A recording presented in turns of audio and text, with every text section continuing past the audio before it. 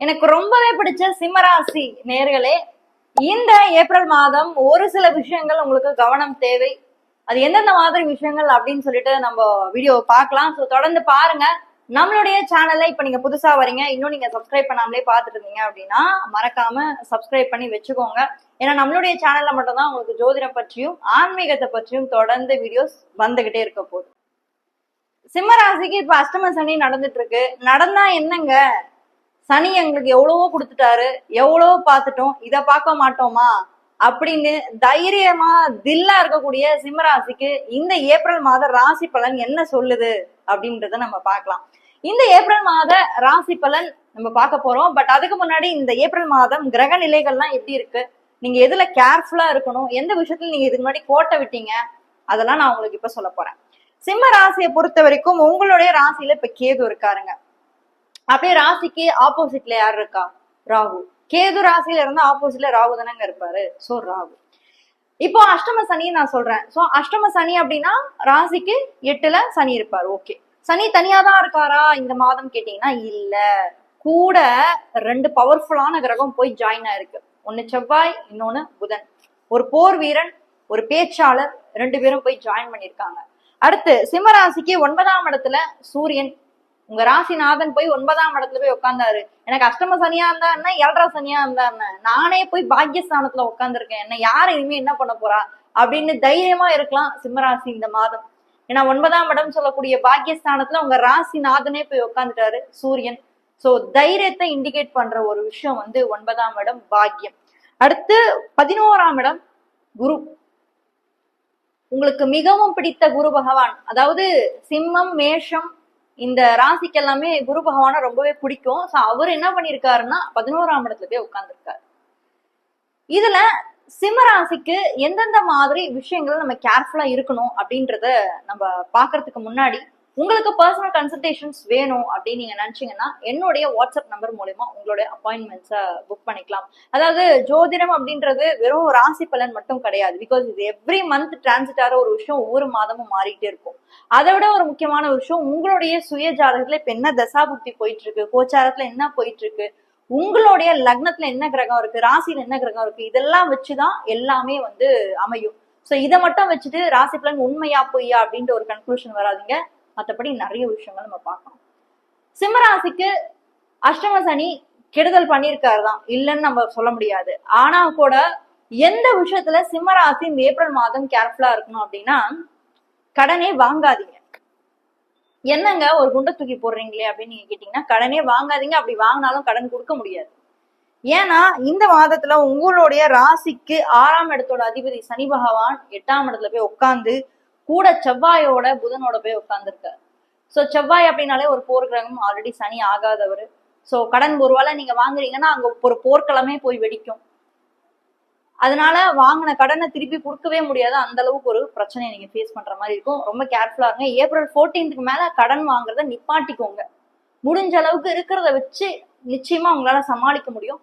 So இருக்கிறத வச்சு நீங்க சமாளிக்கிறதுக்கு ட்ரை பண்ணுங்க. உங்களுடைய ராசிநாதன் இப்ப 9ஆம் இடத்துல போய் உட்கார்ந்துருக்காரு. இது ஏதாவது ஸ்பெஷலா இருக்குமா? அதாவது சூரியன் அப்படின்றவர் தந்தை. நம்ம ஜோதிடத்துல 12 பாவங்கள் இருக்கு, 9 கிரகங்கள் இருக்கு. அதுல சூரியன் தந்தையா இருக்கக்கூடிய ஒரு கிரகம். அவரு போய் 9ஆம் இடம் பாக்கியஸ்தானத்துல போய் உட்கார்ந்து இருக்கிறதுனால பூர்வீக கனெக்ஷன் உங்களுக்கு இந்த மாதம் வரும். இதை எப்படி வரும் அப்படின்னு நீங்க கேட்டீங்கன்னா, உங்களுடைய அப்பா மூலியமா வரலாம், இல்ல உங்க ரிலேட்டிவ்ஸ் மூலியமா வரலாம், இல்ல நீங்க உங்க பூர்வீகத்துக்கு போகக்கூடிய டைம் பீரியட் இந்த மாதமா இருக்கலாம். சுத்தமா எங்க அங்கேயும் இங்கேயும் உங்களுக்கு ஒரு லிங்கே இல்லைங்க அப்படின்னா இந்த மாதத்துல அந்த லிங்க் எல்லாத்தையும் நீங்க ஏற்படுத்திக்கலாம். ரொம்ப பெனிஃபிட்டா இருக்கக்கூடிய மாதம் இந்த மாதம்.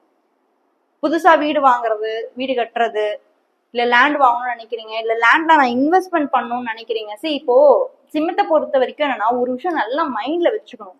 சிம்மத்தை பொறுத்த வரைக்கும் 6ஆம் இடத்தோட அதிபதியும் சனிதான், 7ஆம் இடத்தோட அதிபதியும் சனிதான். அப்போ நீங்க லேண்ட்ல இன்வெஸ்ட்மெண்ட் பண்ணும்போது அது லாங் டர்மா இருக்கிற மாதிரி பாத்துக்கோங்க. கரியர்லாம் எப்படி இருக்க போகுது இந்த மாதம் சிம்மராசியை பொறுத்த வரைக்கும்? சூப்பரா இருக்க போகுது, கவலையே படாதீங்க. பிசினஸுமே நல்லாதான் இருக்கு. 9ஆம் இடத்துல உங்களுடைய ராசிநாதன் இருக்கிறதுனால ஏதோ ஒரு கடவுளுடைய ஒளி, வெளிச்சம், லைட்டு உங்க மேல விழுது. சோ இந்த மாதத்தை நீங்க பயன்படுத்திக்கோங்க. திரும்பி இந்த மாதம் கிடைக்குமா, ஐயோ நான் விட்டுட்டேனே அப்படின்லாம் சொல்லக்கூடாது. திரும்பி இந்த மாதம் கிடைக்காது. 12 மாதத்துல ஏதாவது 1-2 மாதம் நம்மளுக்கு நல்லா இருக்கும். அந்த 1-2 மாதத்தையும் நம்ம பயன்படுத்திக்கணும். அந்த மாதத்தை நம்ம விட்டுட்டோம்னா திருப்பி வர்றதுக்கு லேட் ஆகும். ஸோ இந்த மாதத்தை நீங்க பயன்படுத்திக்கிறது நல்லது. ரிலேஷன்ஷிப்ஸ்லாம் எப்படி இருக்க போகுது, மேரேஜ்க்கான பாசிபிலிட்டிஸ் இருக்கா, குரு பலம் இருக்கான்னா எக்ஸலண்டா இருக்கு. உங்களுக்கு 7ஆம் இடத்துல இப்போ ராகு உட்காந்து அந்த ராகுவை குரு பாக்குறதுனால பாசிபிள் சான்சஸ் எல்லாமே உங்களுக்கு கிரியேட் ஆகும். மேரேஜ் ரிலேட்டடா இருக்கக்கூடிய பிரச்சனைகள் எல்லாமே ஓரளவுக்கு செட்டில் ஆயிட்டு, இப்போ உங்களோட மாமியார் வீடோ இல்ல நீங்க பொண்ணு கொடுக்க போறீங்க அப்படின்னா அந்த இடத்துல போயிட்டு நீங்க பேசி இருக்கிற பிரச்சனையை சார்ட் அவுட் பண்ணிட்டு அடுத்து என்ன பண்ணலாம் அப்படின்ற அளவுக்கு போகக்கூடிய ஒரு மாதமா தான் இந்த மாதம் இருக்கு. ஸோ ஒரு ப்ரீ பிளான்டா இருப்பீங்க. ஒரு ஃபர்ஸ்ட் வீக் ஆஃப் ஏப்ரல்லே ஏன் ப்ரீ பிளான்டா போறீங்கன்னா 9th ஹவுஸ்ல உங்களுடைய ராசிநாதன் சூரியன் இருக்காரு. ஸோ ஒரு ஹெட்டா தான் திங்க் பண்ணுவீங்க. அதாவது ஒரு என்ன பண்ணலாம் அடுத்து ஒரு 6-7 மாசத்துக்கு நம்ம என்ன பண்ணலாம், அதுக்கு இந்த மாதமே நம்ம பிளான் போடணும் அப்படின்ற ஒரு எண்ணமும் உங்களுடைய நோக்கமும் இந்த மாதத்துல கிரியேட் ஆகும். உங்களுக்கு படிப்பு சார்ந்த விஷயங்கள்லாம் எப்படி இருக்கு, ரொம்ப பாசிட்டிவா இருக்கா, இல்ல ஹெல்த் எப்படி இருக்க போகுது. சிம்மராசிக்கு மைண்ட்ல ஒரு விஷயம் வச்சுக்கோங்க, அஷ்டம சனி கண்டிப்பா பிரச்சனை கொடுக்கும். சனி உடல் உபாதைகளை கொடுக்கும். பட் அதை ஓவர் கம் பண்ணி வந்துருவீங்க. அதெல்லாம் நீங்க பயப்படாதீங்க. யோகா பண்ணுங்க, மெடிடேஷன்ஸ் பண்ணுங்க, தியானம் பண்ணுங்க. இதெல்லாம் தான் உங்களுக்கு அந்த பாசிட்டிவான விஷயங்களை கொண்டு வரும். ஏன்னா சனி இருக்கிறது நீர் தத்துவ ராசி. அது ஒரு ஆன்மீக தொடர்புடைய ராசி. அப்போ நீங்க நீர் தத்துவ ராசி, ஆன்மீக தொடர்புடைய ராசி இருக்காங்கன்னா அந்த யோகா, மெடிடேஷன், இதெல்லாம் தியான நிலை இதெல்லாம் இருக்கும்போது ரொம்ப பாசிட்டிவான ரிசல்ட்ஸ். ஒருவேளை நீங்க அதை தொடர்ந்து நீங்க முன்னாடி பண்றீங்க அப்படின்னா தொடர்ந்து பண்ணுங்க. பண்ணாதவங்க அட்லீஸ்ட் ட்ரை பண்ணுங்க, தப்பே கிடையாது. இப்போ நான் புதுசா ஒரு விஷயம் ஏன் பண்ண சொல்றேன் அப்படின்னா, தெரியாத ஒரு விஷயத்த நம்ம போய் ஃபர்ஸ்ட் பார்த்தாதான் அது எப்படி இருக்குன்னு தெரியும்.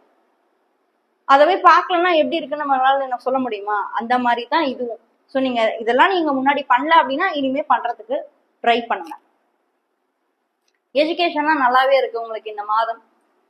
படிப்பு சார்ந்த விஷயங்கள்லாம் 9ஆம் இடம் பாக்கியஸ்தானத்தையும் உங்க ராசிநாதன் போய் உட்கார்றதுனால மேல் படிப்பு படிக்கிறதுக்கான ஒரு அத்தனை சாத்தியக்கூறுகளுமே வாய்ப்பு இருக்கு.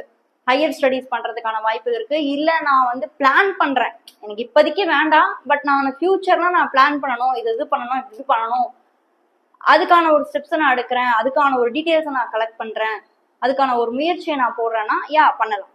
இந்த மாதத்துல உங்களுடைய ராசிநாதன் 9ஆம் இடம் பாக்கியஸ்தானத்துல போய் உட்காந்து சுக்கிரனோட போய் உட்கார்ந்து இருக்காரு இல்லையா? ஸோ டெஃபினட்டா உங்களுக்கு அந்த மைண்ட் செட் எல்லாமே போகும். பிசினஸ் பண்றவங்களுக்கு சூப்பரா இருக்கும். சுக்கிரன் சூரியன் நினைவு எப்பயுமே பிசினஸ் சார்ந்து இருக்கவங்களுக்குலாம் ஒரு நல்ல லாபத்தை ஈட்டுற மாதமா இந்த மாதம் அமையும். மொத்தத்தில் சிம்மராசியை பொறுத்த வரைக்கும் கடன் பிரச்சனைகள், கடன் வாங்காம இந்த மாதம் இருந்தீங்க அப்படின்னா உங்களுக்கு மனப்பிரச்சனை ஏற்படாது அப்படின்றதான் என்னுடைய ஒரு பாயிண்ட். கடன் ராசி பத்தி தெரிஞ்சுக்கணும்னா இந்த வீடியோல ஃபர்ஸ்ட் கமெண்ட்ல ஃபர்ஸ்ட் லிங்க்ல கொடுத்துருக்கேன், மறக்காம அதையும் போய் செக் பண்ணுங்க. யாராவது ஒரு ஃப்ரெண்டுக்கு இந்த வீடியோ ஷேர் பண்ணி ஹெல்ப் பண்ணணும்னு நினைச்சீங்கன்னா ஷேர் பண்ணி ஹெல்ப் பண்ணுங்க. தேங்க்யூ.